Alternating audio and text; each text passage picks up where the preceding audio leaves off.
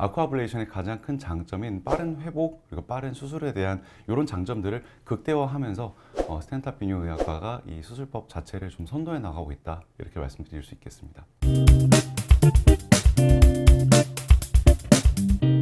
안녕하세요. 스탠탑 비뇨의학과 원장 안치현입니다.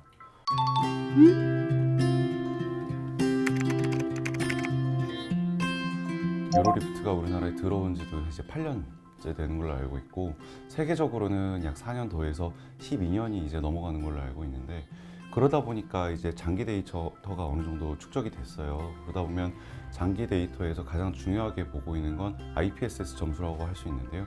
이 점수가 다시 올라가는, 그러니까 환자분 입장에서 증상이 다시 생겨난다, 좀 예전 수술 받기 전이랑 좀 다시 비슷하게 올라온다 라고 느끼시는 경우가 약 30% 정도 되는 걸로 되어 있어서, 아무래도 다른 수술법보다 더 간편하지만 다시 좀 증상이 생길 확률이 더 높다, 이런 통계가 나오고 있습니다.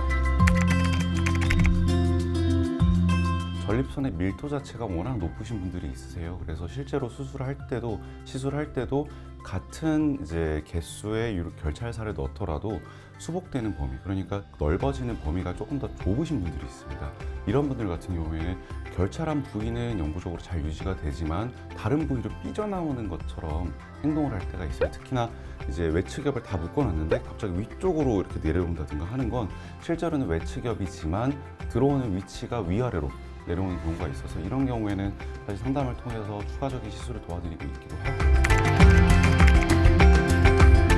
절제를 동반하는 수술 같은 경우에는 항상 재발률과의 싸움이었던 것 같아요. PRP와 홀랩의 가장 큰 차이점으로 언급됐던 거는 아무래도 이제 재발률이었는데요.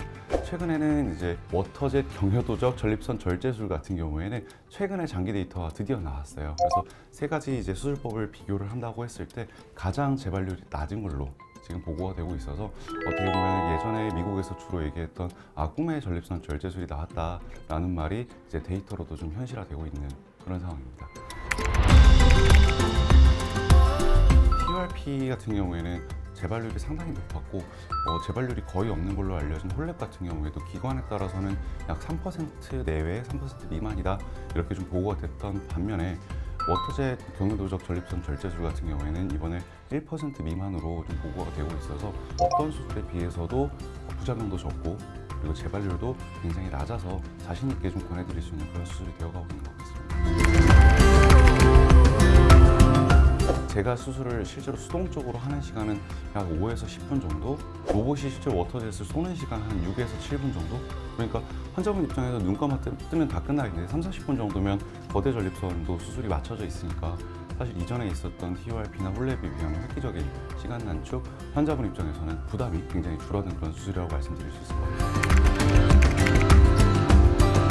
아쿠아블레이션이 2대에 들어와 있어요. 실은 많은 병원에서 얘기하는 게 수술 후 다음날 퇴원이라든지 당일 수술 후 당일 퇴원 시스템을 얘기를 하고 계시는데, 실제로 병원에 가보면 그렇지 않은 경우가 많잖아요. 빠른 분들은 40대 후반 정도부터 배뇨 증상을 호소하시고 아쿠아블레이션 로봇 수술을 원하셔서 방문하고 계시는데, 실제로 시간을 내야 되는 거는 3일, 4일이 넘어가는 경우도 많아요.